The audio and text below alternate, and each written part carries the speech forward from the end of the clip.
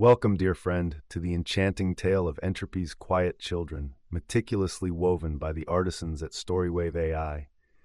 We're delighted you're here. Please like, share, and subscribe to join us on this remarkable journey. Chapter 1, Dawn of Departure. In the tender light of dawn, Esephris Altoran stirred from his slumber, a symphony of luminescent leaves casting a dance of shadows upon his walls. The day had finally arrived, one of bittersweet departure, as he would soon leave the nurturing embrace of home for the unknown halls of an advanced boarding school. The Atlantean youth, with his silvery white hair and opal eyes, was a sight to behold, a tribute to the wonders of bioengineering that flourished around him. His lean form rose from the bed, muscles stretching like the branches of the whispering trees outside his window. Today, he would inscribe the final entry of his current life into the glowing cartilage of his palm, a living journal that held his past. Esephris's mother, a serene figure with wisdom etched into her face, entered his room, her presence as comforting as the familiar scent of the sea. She held a blossom, its petals infused with the fragrance of 100 flowers, a token of good fortune for her son's voyage. "My dear Sci-Fi," she said, her melodic voice imbuing the room with warmth, "this flower is for you, to carry the essence of home wherever you may walk." He accepted the gift with a nod, the weight of leaving now tangibly nestled in his palm. His mother's eyes held a galaxy of unspoken emotions, yet she spoke only in encouragement, her faith in him as unqualified as the ancient rocks that lined the shores of their homeland. The day unfolded with quiet efficiency, Esephris meticulously packing his belongings, each item a chapter of his life now closed. As he zipped the last of his bags, a fleeting shadow caught his eye. Outside his window, in the far distance, stood a figure shrouded in mystery, their gaze locked upon the Altoran residence. Esephris's curiosity piqued. Who could this person be, and why did they watch him with such intensity? Yet, no answer presented itself, and there were more pressing matters at hand. The time for departure arrived, and Esephris, with his belongings in tow, stood at the threshold of his home. His gaze wandered over the familiar landscape, the bioengineered flora that danced with life, the trees that whispered secrets of growth and endurance. He took a deep breath, the scent of the gifted blossom mingling with the air, a silent reminder of his mother's love. With a heavy heart, he stepped forward, the comforting cocoon of home now behind him. Esephris's journey was not one of mere distance, but of transformation. As he ventured into the unknown, the mysterious observer remained, a silent sentinel to the dawn of Esephris's new era. Chapter 2, The Illumination Choice. The Altoran household was abuzz with an air of solemnity and expectation as Esephris joined his family in the high-ceilinged living room, where the weight of tradition and the light of progress mingled like the intertwined strands of their luminous flora. The walls, embedded with bioluminescent panels, bathed the room in a gentle, pulsing glow, reflecting the family's status and the gravity of the day's agenda. His father, a figure of stoic grace, laid out the documents that would seal Esephris's fate, each parchment glowing faintly with the intricate script of their people. The Atlantean script told of a legacy that was now Esephris's to inherit, a narrative of expectations as radiant and dawning as the starscape above their ancestral home. "My son," his father began, his voice the rumble of distant thunder, "the paths you tread will be laden with the hopes of our lineage. Your success is our future's beamer." Esephris, his heart a tempest of ambition and trepidation, absorbed his father's words. His own dreams, vivid and daring, often veered from the course charted by family tradition. Yet to voice such thoughts seemed as daunting as capturing the luminous moths that flitted beyond the window. His mother's hand, delicate yet firm, passed him the pen, her sapphire eyes a sea of firm belief in her son. "Sci-Fi, you carry our light within you. Let it guide you, but also find your own way to shine," she said, her voice a soothing balm to his restless spirit. As Esephris's hand hovered over the parchment, a lengthy exchange unfolded, his parents imparting wisdom, recounting tales of ancestors who had faced similar crossroads. Esephris listened, his responses measured, revealing little of the internal maelstrom that threatened to engulf his resolve. The conversation stretched like the endless ocean, touching upon the illustrious history of the Din, the advancements they had woven into the very fabric of their existence, and the role Esephris was to play in this grand shamble. Meanwhile, the enigmatic figure from before continued their vigil, unseen yet ever present. From the periphery, they observed the Altoran family with a keen interest, their own motives as shrouded in mystery as the depths of the ocean. Finally, with a grit born from the confluence of duty and desire, Esephris set the pen to the glowing surface, inscribing his agreement, his commitment, his future. The ink shimmered like a constellation being born, his choice now an indelible part of his story. As the family concluded the ceremonial preparations, the room fell into a contemplative silence, each member grappling with the magnitude of the moment. Esephris, encased in the comforting yet constricting embrace of his lineage, stood at the precipice of his new life, the Illumination Choice made, his journey irrevocably set into motion. Chapter 3: Gathering Memories. Esephris stood in the center of his room, his travel case open like a chasm waiting to be filled with both the necessities of his new life and the treasures of his old.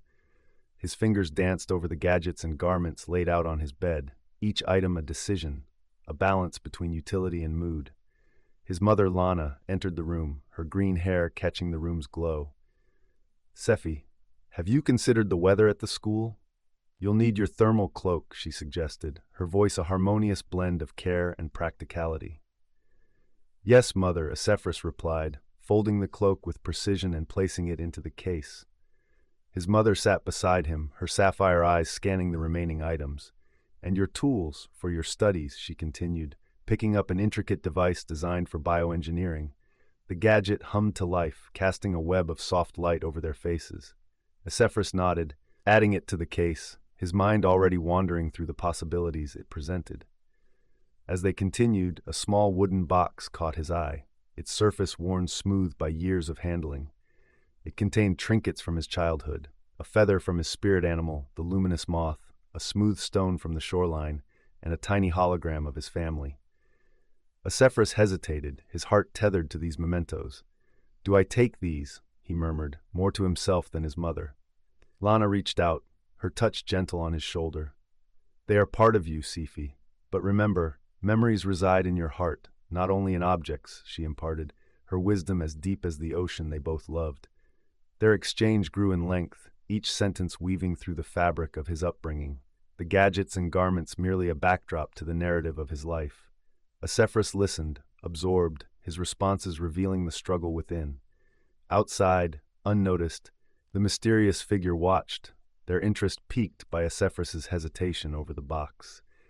They made a mental note of this attachment, their own agenda an undercurrent to the surface calm. Selecting a few more practical items, Esephris finally closed the lid of the case, the choice made. His childhood treasures remained, a silent acknowledgement that while he was stepping into the future, his past would never be far behind. As he and Lana carried the case downstairs, Esephris felt the gravity of his departure settling upon him. The home that had been his cocoon was now a launch pad into the vast unknown. The mysterious observer's eyes followed him, their gaze as unyielding as the passage of time itself. Chapter 4: Parting Words. As the sun dipped below the horizon, bathing the Altoran homestead in hues of twilight, the air was thick with the mingled scents of sea and blooming flowers. Friends and kin of the Altoran clan assembled in the great hall, their faces illuminated by the soft glow of bioluminescent lamps. It was an evening of celebration, yet underneath the merriment lay a current of melancholy. Esephris moved among the gathering, his lean figure a familiar presence, now at the cusp of an unfamiliar voyage. Lana, her emerald hair a cascade of gentle waves, approached him, her presence a comforting balm amidst the sea of faces. "Sephi, your friends from the botany circle have prepared a parting gift," she said, her voice carrying the subtle rhythm of the tide. Together, they approached a group standing by a table adorned with verdant plants. "Sephi, take this," said Lan, her petite frame standing out amongst the others, her sapphire eyes bright with unshed tears. She handed him a small potted plant, its leaves shimmering with a metallic sheen. "It's a rare bioengineered herb. Let it be a reminder of the growth you're destined for." Gratitude welled up in Esephris as he accepted the gift, his opal eyes reflecting the shimmering leaves. "Thank you, Lan. I'll cherish it, as I do our friendship." The crowd had swelled, and Matra, broad-shouldered and with a voice like the deep rumble of the earth, stepped forward, a gadget clasped in his hand. "Sifi, you'll need this," he said, offering the device. "It's a multi-tool. It'll help you build or repair whatever you need out there." Esephris gripped the tool, feeling its solid weight. "Matt, you've always known the way to a tinkerer's heart," he replied with a grin, the bond of their camaraderie clear in the exchange. As the evening progressed, tales of childhood escapades were shared, and laughter rang out, each peal a counterpoint to the silent ache of imminent departure. Esephris's parents watched with a blend of pride and sorrow as their son navigated the room, his every interaction a step closer to his departure. In the midst of the festivities, Esephris's gaze often drifted to the fringes of the gathering where the mysterious figure, a silent silhouette against the night, observed with a keen eye. Their presence was a quiet ripple in the fabric of the evening, unnoticed by all but Esephris. The hour grew late, and the time for goodbyes arrived. Esephris opened his palm, the luminescent cartilage glowing in the dimming light, and promised, "I will record every step, every lesson, every triumph. My journey will be etched here for all of you to read upon my return." His mother embraced him, her floral scent enveloping him. His father clapped a firm hand on his shoulder, and his friends offered nods and smiles, each gesture a tribute to the strength of their bonds. With the echoes of parting words warming his heart, Esephris turned to face the path that would lead him from his home and into the embrace of destiny. And as he stepped beyond the threshold, the mysterious figure lingered in the shadows, their watchful gaze a silent sentinel to the young Atlantean's odyssey. Chapter 5. The Skyward Trip. With the first rays of morning light piercing the horizon, Esephris and his friends gathered at the launch pad, their eyes wide with the shared jitters of new beginnings. The opal craft before them was a marvel, its sleek sides reflecting the dawn in a kaleidoscope of colors, a vessel worthy of the Atlantean skies. Lana, ever the botanist, clutched her satchel of seeds and soil samples, her eyes scanning the craft with a mixture of excitement and wonder. "Can you imagine the gardens we'll grow at school?" she asked, her voice tinged with the thrill of potential discoveries. Esephris, his lean figure tense with anticipation, nodded. "And the inventions we'll build," he said, turning to Matra, whose sturdy hands were already itching to tinker with the craft's inner workings. The three of them, along with a group of other students, boarded the vessel. Esephris's palm cartilage glowed softly, responding to his heightened emotions, as he recorded this momentous step toward his future. As the craft ascended, the students pressed their faces against the windows, the ground falling away beneath them. Below, the landscape of their homeland stretched out in a shuffle of verdant greens and deep blues, a sight that stirred both awe and a poignant sense of departure. "The Atli skyline," exclaimed one of the students, pointing towards the horizon where the silhouette of their new home began to materialize. A cluster of towers and spires, each a token to Atlantean ingenuity, pierced the sky, their tips glistening like gems in the sunlight.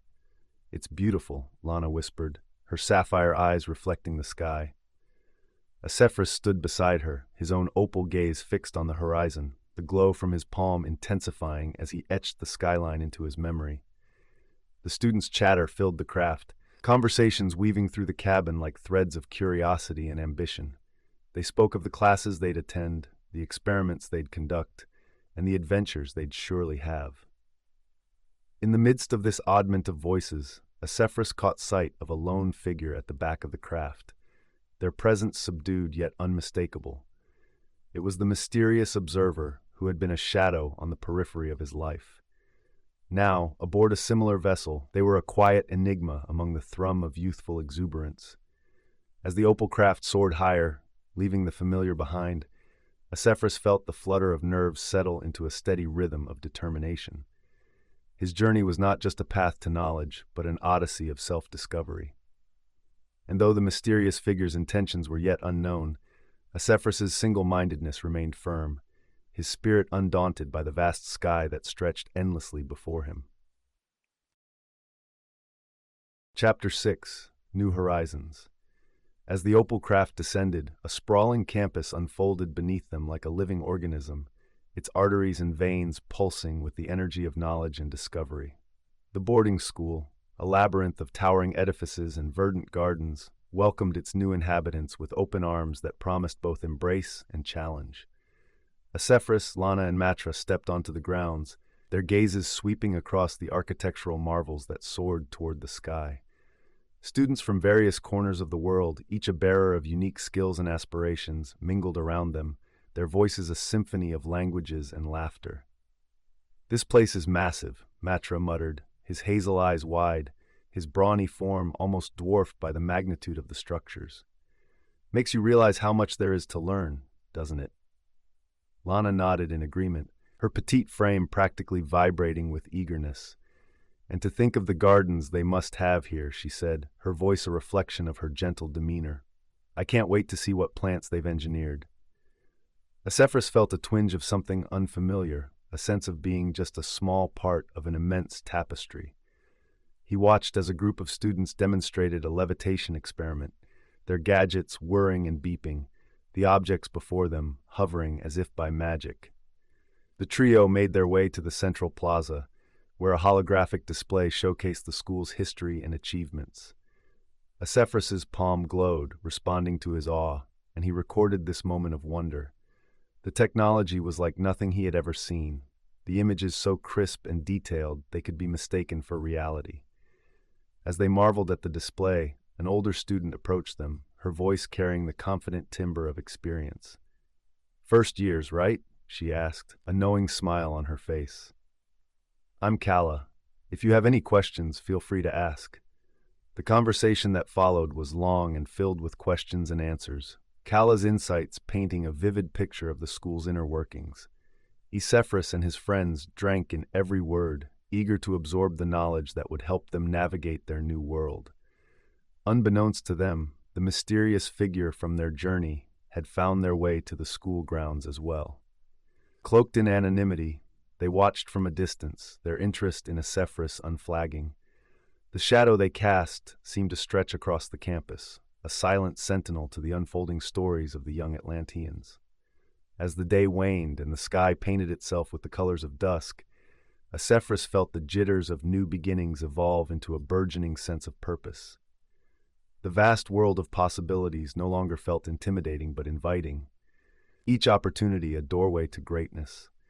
With the school's grandeur embracing them and the enigma of the mysterious figure lurking at the periphery, Esephris and his companions stood ready to face the challenges and triumphs that awaited them.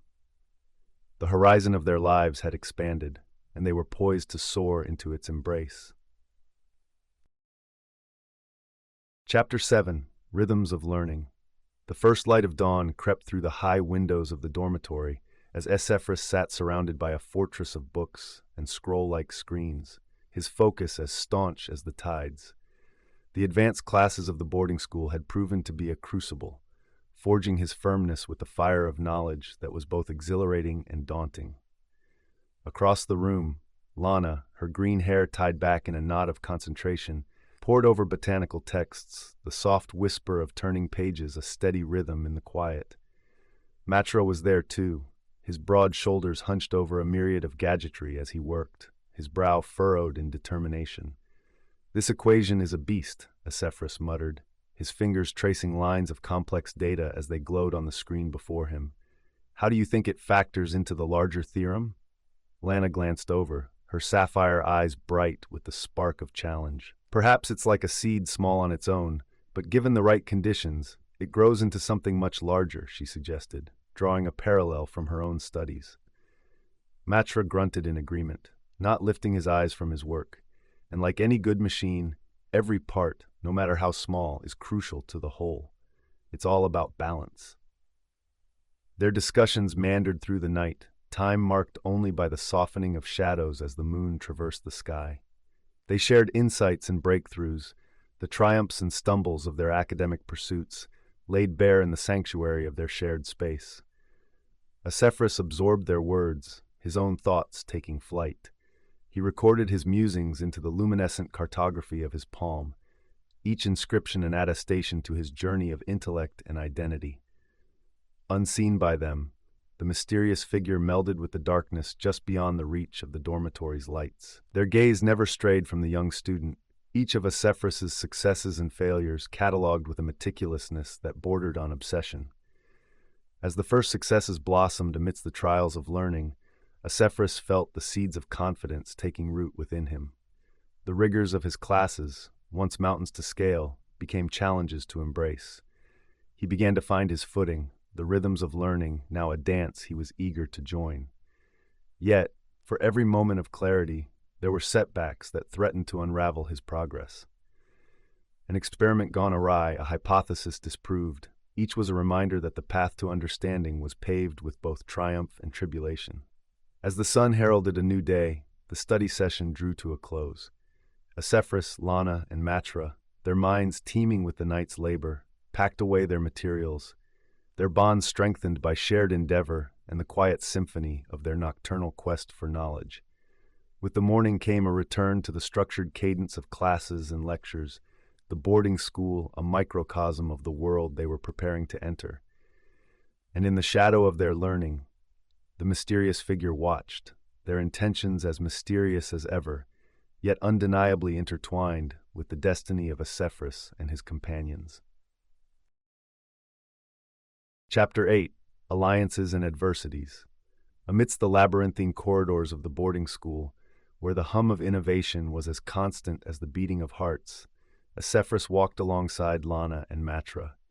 Their footsteps echoed, mingling with the distant sounds of students engaged in spirited debate and the whir of machinery from nearby labs. The trio's bond had solidified in the crucible of shared study and discovery, yet the school's social landscape was a terrain as complex as any they had navigated. It was a place where friendships were sanctuaries and rivalries, the storms that tested their foundations. As they entered the common room, a space aglow with the chatter of students and the soft luminescence of biolights, Esephris noticed a group of upperclassmen gathered around a levitation platform. Their confident stances and the easy laughter that flowed between them spoke of a camaraderie born of time and mutual respect. "Sephi, think we could join their project?" Lana asked, her voice a blend of curiosity and a hint of trepidation. She adjusted the straps of her bag, a subconscious armor against uncertainty. Matra's gaze was steady, his protective nature ever present. "We can learn a lot from them, but let's not forget we have our own strengths," he said, his words underpinned by a gravely assertiveness. Esephris nodded, his thoughts a swirling nebula of ambition and caution. He approached the group, his lean frame holding a quiet confidence. "Excuse me," he began. "We've been working on a similar levitation model. Perhaps we could collaborate?" The upperclassmen exchanged glances, their expressions a mix of appraisal and skepticism. One of them, a tall youth with a gaze as sharp as a laser cutter, stepped forward. "And what can first years offer us?" he challenged, his tone edged with condescension. The exchange that followed was a delicate dance, Esephris articulating their group's ideas with a clarity that belied his years. Lana and Matra contributed, their voices harmonizing with Esephris's to present a united front. As the dialogue unfolded, trust was woven and tested, the upperclassmen gradually warming to the trio's passion and intellect. However, not all were convinced, leading to a clash of words that crackled like static in the charged atmosphere. In the midst of the heated exchange, an unexpected voice cut through the tension. Kala, the experienced student who had first welcomed them, stepped into the fray. "Enough," she said firmly. "We were all first years once. Let's give them a chance."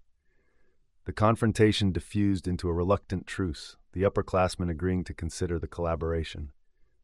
Esephris, Lana, and Matra exchanged looks of relief and gratitude, the ordeal forging an unexpected alliance.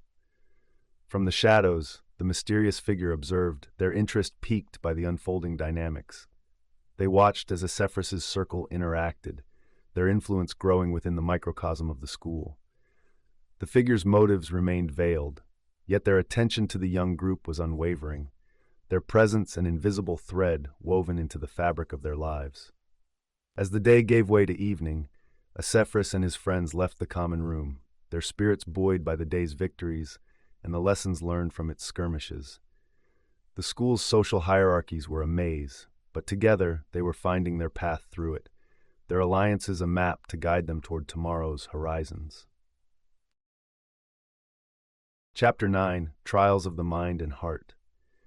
In the heart of the campus, under a dome that mimicked the starlit sky of a world not their own, Esephris braced himself at the threshold of a simulation chamber. Today, the chamber would be the crucible for his pivotal exam, a test not only of skill but of will. Beside him, Lana clasped her hands tight, her knuckles white as the rare blooms of her home garden. Matra checked the fastenings on his utility belt, each click a mantra of preparedness. "We've studied for this," Esephris said, more to bolster his own courage than that of his friends. "We know the material inside and out." Lana nodded, her determination a silent language between them. "It's one thing to know it," she replied, "and another to apply it under pressure." Matra's voice rumbled like distant thunder. "Pressure makes diamonds. We'll shine today, you'll see." Together they entered the chamber, the door sealing behind them with a hiss that echoed like a whisper from the deep ocean. The simulation sprang to life around them, a labyrinth of challenges that tested their knowledge, dexterity, and ingenuity. Esephris worked at a console, his fingers dancing across the surface, holographic data coalescing into shapes and equations before his eyes. The simulation threw curveballs, scenarios that twisted and turned, demanding adaptability and quick thinking. "Sephi, the environmental controls are fluctuating." Lana's voice cut through the concentration, her tone steady despite the urgency. Matra was already there, his hands moving with practiced ease as he recalibrated the settings. "Got it," he confirmed. "We're back in the green." As they navigated the trials, the murmurs of their classmates filtered through the walls, a reminder of the competitive edge that honed them all. There were rivalries among the students, some friendly, others edged with the sharpness of real conflict. In a quiet corner of the testing grounds, the mysterious observer watched, their figure a shadow among shadows. Their gaze lingered on Esephris and his companions, the intrigue they held for the young Din unfaltering. The exam reached its zenith as a problem presented itself, one that required not just the mind, but the heart. A scenario of crisis, where the right choice was not the easiest one. Esephris paused, his thoughts racing. "We need to reroute power from the main grid," he decided, "even if it means a lower score for us." Lana and Matra met his gaze, their trust in him constant. "Do it," they said in unison, their voices a chorus of shared conviction. The simulation ended, scores tallied, and the trio emerged from the chamber with the knowledge that they had faced their trials with integrity. The observer noted every detail, their interest more than academic, their motives as equivocal as the shifting patterns of the stars overhead. Esephris, Lana, and Matra left the testing ground, their friendships deepened by the shared struggle, their perseverance strengthened by the adversities they had overcome. They had embraced the grind, and in doing so, they had woven the fabric of their character tighter, a clutter rich with the trials of the mind and heart. Chapter 10, Reflections in the Dark. Under the velvet cloak of nightfall, Esephris wandered the quiet pathways of the school's biodome, a sanctuary where engineered nature thrived, untouched by the world outside. The biodome's translucent ceiling, a hodgepodge of stars and engineered bioluminescent constellations, provided a gentle light that guided his steps. The young Din, his silvery white hair a soft halo in the dim illumination, moved with a contemplative grace. He was alone, save for the subtle rustlings of the nocturnal creatures that called the biodome home. His opal eyes reflected the ambient glow of the plants around him, a mirror to the internal dialogue threading through his mind. Esephris paused by a pond where luminescent lilies floated, their glow a soft pulse in the night. He crouched down, observing their dance upon the surface, a ballet of light and shadow. It was here, in the silent communion with these wonders of bioengineering, that clarity often found him. A voice broke the hush, familiar and welcome. "Thought I might find you here, Sephi," said Lana, her emerald hair melding with the verdant surroundings. She joined him at the pond's edge, her presence a quiet comfort. "I was just thinking about who I am in all this," Esephris confided, gesturing to the dome around them. "Who I was when I arrived, and who I'm becoming." Lana sat beside him, her sapphire blue eyes reflecting the lily's light. "We're all becoming something new, aren't we? It's like these plants. They adapt, grow, and change just as we do. Their exchange grew, words flowing like the water before them, exploring the depths of their transformations, embarking on this journey. Esephris shared his doubts, his hopes, and the reconciling of his past with the future that beckoned. Matra's arrival was heralded by his sturdy footsteps, his presence like a steadfast radar. "You two are getting philosophical again, huh?" he said with a lightness that belied the gravity of his own thoughts. Together they discussed the complex group project that had consumed their waking hours. It was a challenge that tested not only their intellect but the very fabric of their being. Esephris expressed his breakthrough, a moment of understanding that had come to him during their latest collaboration. "It's not just about the knowledge we're gaining," he said, his voice a melodic whisper. "It's about how we apply it, how it shapes us." In the shadows beyond their intimate circle, the esoteric observer watched, their silhouette barely discernible amongst the foliage. Their interest in Esephris's circle of friends was more than casual, their scrutiny as intense as the focus required of the young scholars. As the night deepened, Esephris, Lana, and Matra left the biodome, their reflections in the dark water left behind as ephemeral memories. They returned to their dorms with a renewed sense of purpose, their hearts and minds aligned with the silent promise of the future. The mysterious figure lingered in the biodome a moment longer, their gaze fixed on the path the friends had taken, their agenda as hidden as the secrets of the night. The reflections in the dark were not just of the students, but of their own concealed intentions. The silhouette a whisper of a presence in the grand narrative unfolding. Chapter 11. Cycles Complete. The golden hue of the setting sun bathed the campus in a warm light, casting long shadows that stretched across the grounds like fingers of the past reaching out to touch the future. Esephris stood among his peers, the end of the term not just a marker of time, but a symbol of growth and the closing of a significant chapter in their lives. The courtyard, adorned with streamers of light and the soft glow of bioluminescent orbs, thrummed with the energy of celebration. Students gathered, their faces alight with the joy of accomplishment and the anticipation of well-earned rest. Sifi, his lean figure more assured than it had been months before, moved through the crowd, each handshake and embrace with a fellow student, adding a layer to the intricate tapestry of his palm stories. The luminescent lines etched into his skin pulsed softly, a visual symphony of his experiences.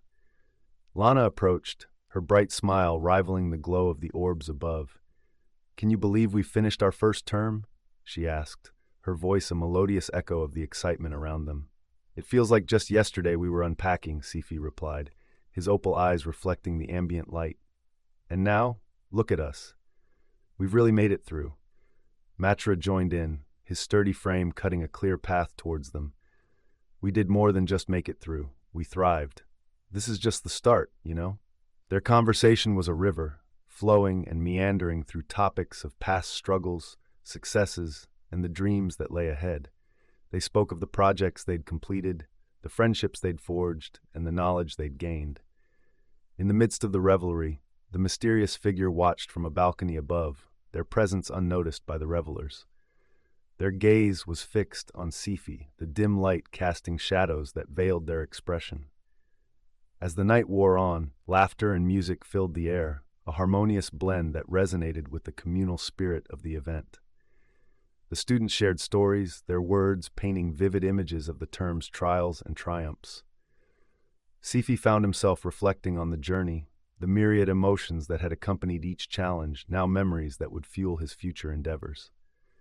"We've all changed so much," he mused aloud. "It's like we've lived a lifetime in just these few months." "You're right," Lana agreed, twirling a strand of her emerald hair around her finger.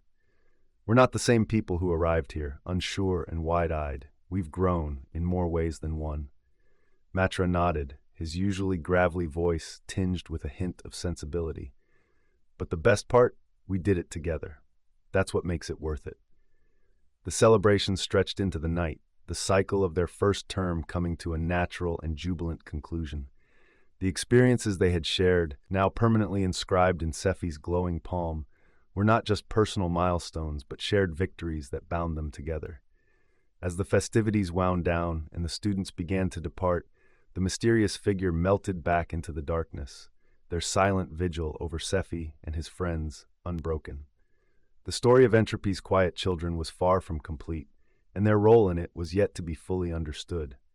Esephris, Lana, and Matra walked back to their dormitories, the campus quieting around them. They carried with them the satisfaction of cycles completed and the quiet anticipation of those yet to begin. Chapter 12. Horizon's Promise. The vast expanse of the Atli skyline basked in the amber glow of dusk, the towers and spires casting long shadows that stretched like fingers reaching for the stars. Esephris stood on the edge of the academy's highest terrace, his gaze locked on the horizon where the sun's last kiss graced the heavens, painting the world in hues of hope and farewell. Beside him, Lana leaned on the railing, her emerald hair stirred by the gentle wind. "It's strange, isn't it? To think of all the places we'll go from here," she mused, her sapphire eyes reflecting the sky's canvas. Esephris turned to her, his own eyes a mirror to the unfolding twilight. "We've only seen the beginning," he affirmed. "There's so much more out there waiting for us." From behind, the solid footsteps of Matra approached, his presence a reassuring constant. "I can't wait to tackle whatever comes next," he said, his voice a deep echo of resolve. "We've been through a lot, but it's only sharpened us for the future." Their conversation meandered through memories of the term, the laughter and challenges, the moments of doubt, and the triumphs that had shaped them. They spoke of the projects that had consumed their days, and the mysteries that still whispered in the corners of their minds. As the stars began to claim the sky, a messenger approached, a solitary figure bearing an envelope sealed with a crest unknown to them. "For you, Esephris," the messenger intoned, handing him the missive before disappearing as quietly as they had come. Esephris's fingers traced the seal, the emblem unfamiliar yet oddly compelling. He broke the wax and unfolded the parchment, his friends gathering close, curiosity alight in their eyes. The letter was cryptic, a series of phrases that hinted at a truth hidden just beyond their understanding.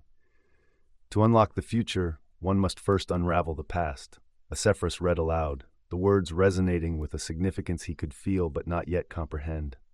Lana's gaze met his, a silent communication of shared intrigue. "What do you think it means?" she asked, her thoughts already racing with possibilities. Matra's hand rested on Esephris's shoulder, heavy and warm. "It's a challenge," he said firmly. "And if there's one thing we're good at, it's rising to a challenge." From a shadowed corner of the terrace, the figure that had been a constant yet unseen companion to Esephris's journey stepped into the waning light. Their features were revealed at last, a face not unkind, eyes that held the weight of knowledge.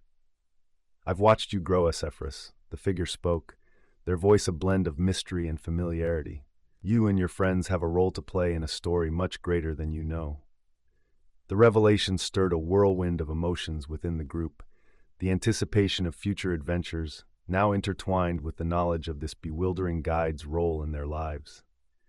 As the stars twinkled above, promises of infinite worlds and untold stories, Esephris felt the rush of the unknown coursing through him. The fear that had once shadowed his steps was now a companion, urging him to push his limits, to embrace the boundless journey that beckoned. With his friends by his side and the mysterious missive in hand, Esephris faced the horizon's promise. It was a call to the future, a summons to the great expanse of possibility, and he answered it with a heart ready to explore the vastness of all that lay ahead. The end. Thank you for tuning into Entropy's Quiet Children with us. StoryWave.ai transforms your ideas into narratives that echo. Please like, share, and subscribe to journey through more stories every day. April 2024. See you on the next adventure.